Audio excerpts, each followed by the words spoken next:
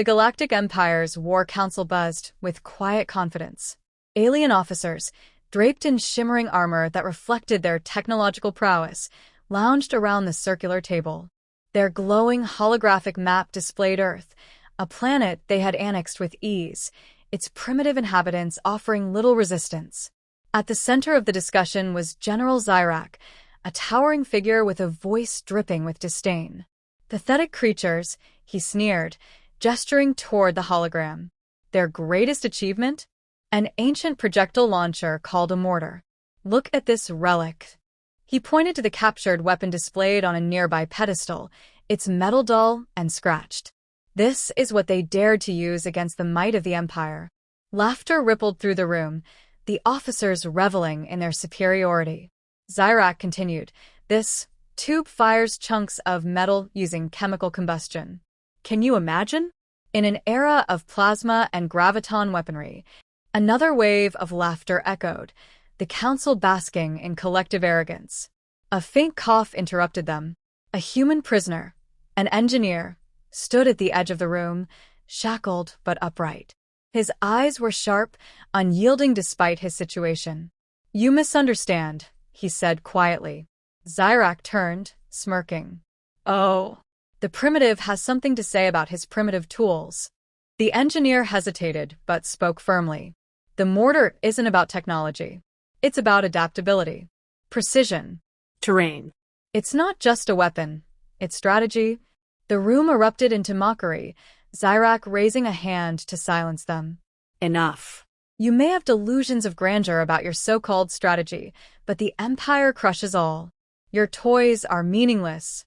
The prisoner locked eyes with him. Underestimating us was your first mistake. Zyrak's smirk faltered briefly before he waved dismissively. "Take him away." "I tire of his drivel." The engineer was let out, but his parting words lingered. "You'll learn the hard way." Later, Zyrak addressed his officers again, turning their focus to the next mission. "There's a pocket of resistance in Earth's northern forests. We'll eradicate them as a demonstration of our power. Deploy the infantry. Let them see the Empire's strength firsthand." An officer raised a question. "General, shouldn't we deploy aerial strikes first? Their forests could provide cover." Zyrak scoffed. "For what? Their spears and slingshots?" No. "We'll march through. Let them witness the might of our ground forces. They need to understand that resistance is futile." The plan was finalized. Imperial troops, armed with plasma rifles and shield generators, prepared to advance. The mission was as much about psychological domination as it was about extermination. To the Empire, humanity was a defeated species, their old-world weapons laughable at best. As the troops moved out, Zyrak lingered near the Mortar. He ran a clawed hand over its surface, sneering at its crude design. "This is your legacy," he murmured. "Scrap metal and smoke." He turned away, confident in his impending victory, leaving the Mortar behind, a dismissed artifact of a species he believed had nothing left to offer. In the dense northern forest, silence reigned, broken only by the faint rustle of leaves. Hidden among the trees, a group of human resistance fighters huddled together, their faces marked with grime and determination. Supplies were scarce, their weapons outdated, but their will remained unbroken. They had fought too long and lost too much to give up now. Elena, the leader of the group, scanned the horizon with binoculars. She was young, barely in her 30s, but her eyes carried the weight of a lifetime spent in war. Her voice was steady, calm, as she addressed the group. "The Empire's troops are advancing. They're overconfident, just like always. That's our advantage." Beside her lay a Mortar, its surface worn but functional. It had been salvaged from an abandoned base, an antique by most standards. While some of the fighters had scoffed at its presence, Elena saw its potential. "This may look old," she said, running her hand along its surface, "but it's exactly what we need." One of the younger fighters, Adam, frowned. "How is this supposed to help? They have shields, drones, weapons we don't even understand. This thing, it's a museum piece." Elena turned to him sharply. "And that's why it will work. They're not expecting us to fight like this. Their shields? They're tuned for energy-based attacks. Plasma, lasers, advanced tech. But kinetic force? They won't see it coming. Adam looked unconvinced, but an older fighter, Malik, nodded. She's right. I've seen it before. During the first invasion, we used what we had. Guns, explosives, even bows. It wasn't pretty, but it worked. Elena allowed herself a small smile. Exactly. The Empire thinks we're broken, that we've given up. But humanity has always found a way to fight back. This mortar is part of that. It's not about the weapon, it's about how we use it. The group moved to prepare the mortar, each step deliberate and practiced. They had trained for weeks, studying its range, trajectory, and explosive payload. The weapon's simplicity was its strength. It required no advanced technology, no power source, just precision and timing. As they worked, the mood in the camp shifted. Doubts gave way to focus. Each fighter understood their role in the ambush. They weren't just fighting for survival, they were sending a message. Elena crouched beside the mortar, adjusting its angle. Her thoughts drifted to her grandfather, a soldier who had taught her the basics of artillery when she was a child. Old tools still have their place, he'd said. Wars aren't won by weapons alone, but by the people using them. She whispered those words now, a quiet mantra as the sound of the Empire's approaching troops grew louder. The resistance fighters took their positions, their breath steady, their resolve unwavering. The forest would be their battlefield, and the mortar their voice. Whatever happened next, they were ready to prove that humanity was far from defeated. The moment arrived with a sudden crack of sound, breaking the forest stillness. The first mortar round was launched, its heavy barrel coughing out a blast of smoke. For a moment, the forest fell silent as the projectile sailed through the air, a small but deadly arc aimed at the advancing Empire's soldiers. Zyrak's forces, armored and shielded, marched confidently through the forest, their footsteps heavy on the ground. They were oblivious to the trap set before them, sure that their advanced technology would neutralize anything the humans could throw at them.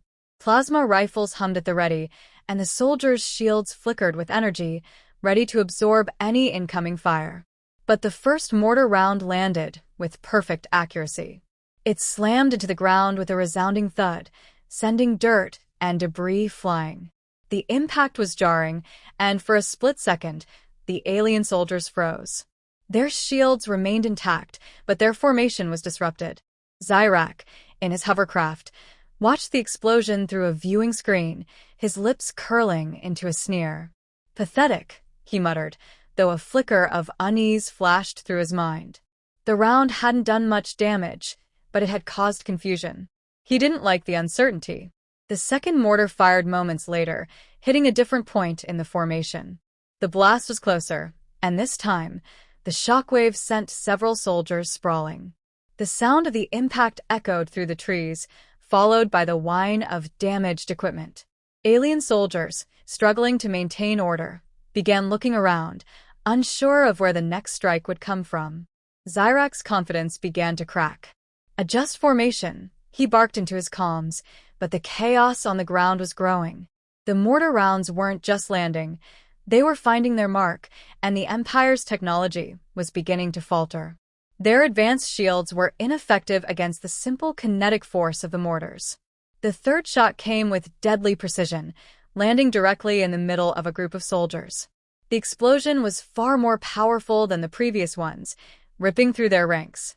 The force of the blast sent a few soldiers flying, and a hum of static filled Zyrak's communication lines as his forces scrambled. Zyrak's hands tightened on the controls of his hovercraft. His soldiers, who had once laughed at the mortar, were now scrambling for cover. "Return fire," he commanded. "Deploy the drones. Get those rebels." But it was clear they were unprepared for this kind of assault. The drones, too focused on scanning for energy signatures, were ineffective against the mortar's sheer physical power. The rebels continued to fire, their accuracy improving with each shot. They had taken the time to learn the lay of the land, using the thick forest as both shield and weapon. The Empire's soldiers, trained for open combat on the plains of distant planets, were out of their element. Zyrak's desperation grew. His troops were scattering, their armor and weapons no match for the human ingenuity that had turned an old-fashioned weapon into an instrument of devastation. His forces were beginning to break down, their morale eroding with each mortar round. He could hear the panic in his officers' voices as the forest erupted in explosions. The once pristine formation was nothing more than a disjointed mess of soldiers trying to regroup, their shields flickering under the pressure. And still, the mortar rounds kept coming. The humans were relentless, striking with precision, exploiting every weakness in their enemy's formation. Zyrak had been wrong. The weapon wasn't obsolete. It was devastating in the hands of those who understood how to use it. A final shot struck Zyrak's hovercraft, the explosion throwing it off course. The craft tumbled through the air, crashing to the ground in a cloud of dust. The Imperial general was thrown violently against his controls, his world spinning as the wreckage of his forces burned around him. He could barely comprehend the disaster unfolding. His pride, his certainty, had been shattered in the span of minutes. The Empire's technological superiority meant nothing in the face of human ingenuity. Zyrak's forces were decimated, and all he could do was watch in horror as his troops were obliterated by the very weapon he had mocked.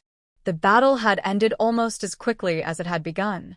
The Empire's forces, once so confident in their technological superiority, were now a shattered, disorganized mess. Smoke billowed from the wreckage of hovercrafts, while Imperial soldiers stumbled through the forest, their once pristine armor battered and broken. The mortar had proven its worth in ways that no one, not even the human resistance, had fully anticipated. Elena stood atop a small rise, watching as the last of the surviving Empire troops retreated into the distance. Her heart pounded, not from excitement, but from the weight of what they had just accomplished. They had won, not just for themselves, but for all of humanity. The message was clear: underestimate them at your peril. The rebels began to gather, checking their equipment and tending to the wounded. The older fighters, who had once been doubtful of the mortar's effectiveness, were now nodding in approval. "I've never seen anything like it," Malik said, a weary smile on his face. "We might have just turned the tide of this war." Elena nodded, but her thoughts were already shifting toward the bigger picture. This was a victory, yes, but it was only one battle. The war against the Empire was far from over. Still, she allowed herself a moment of pride. They had proven something important today, that humanity's spirit could not be crushed, that they could adapt and overcome, no matter the odds. The human engineer, now freed from his shackles, approached her. He looked different now, no longer the prisoner, but a vital part of this victory. "You did it," he said simply. "You used the tool the way it was meant to be used." Elena smiled faintly. "We didn't just use the tool. We used everything we had." The mortar was just a symbol, a reminder that humanity doesn't need the most advanced technology to fight. We fight with what we have, and we make it work. The engineer nodded. "My people thought you'd been broken. They never understood what it meant to be human, to keep fighting, even when all the odds are against you." The words resonated deeply with Elena. It wasn't just about surviving, it was about defiance. The Empire had underestimated humanity at every turn, but it was that very underestimation that had led to their downfall. The mortars, old as they were, had become a symbol of something much greater: humanity's resilience, creativity, and refusal to yield. In the distance, they could hear the distant rumble of reinforcements, though it would be hours before any of them arrived. But it didn't matter. The victory was already theirs. This battle would be remembered. This message would spread across the planet. Humanity had shown the Empire that they were far from finished. As the day drew to a close, Elena looked out at her team. They had made history today. They had fought back with the most basic of weapons and had turned the tide against an overwhelming force. The odds had been stacked against them, but they had prevailed. And with that, Elena knew one thing for certain. The Empire had underestimated humanity's potential, and now they would pay the price for it.